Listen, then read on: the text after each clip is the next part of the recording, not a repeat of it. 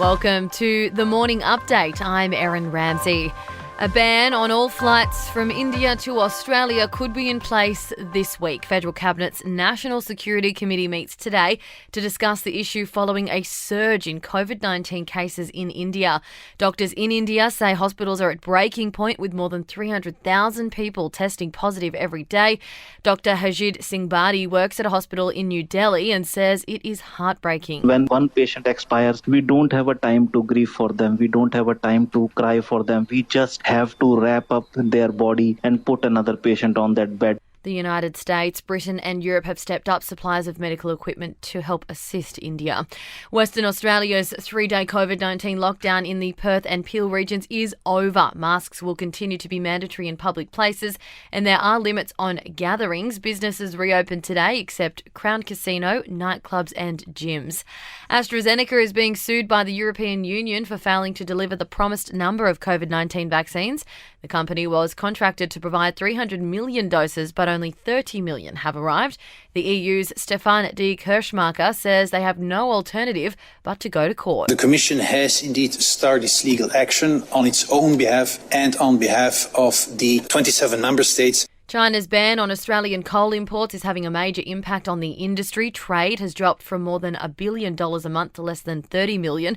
No Australian coal has cleared customs in China since November.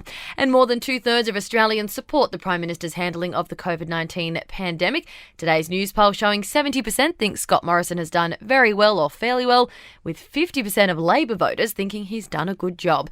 To sport, former West Tigers star Robbie Farrah is about to play a greater role at the club. After 6 losses from 7 games this year, Farrah will work with the players and could soon be a trainer on the field during games.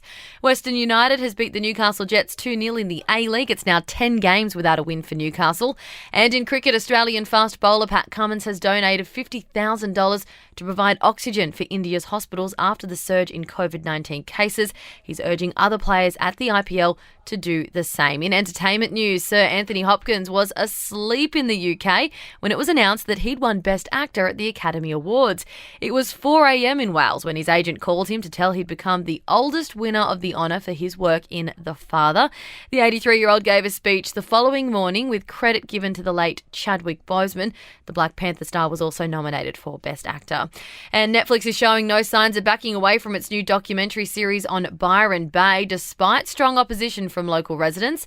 Senior execs held talks with the mayors of Byron Shire and Ballina last week about the show Byron Bays.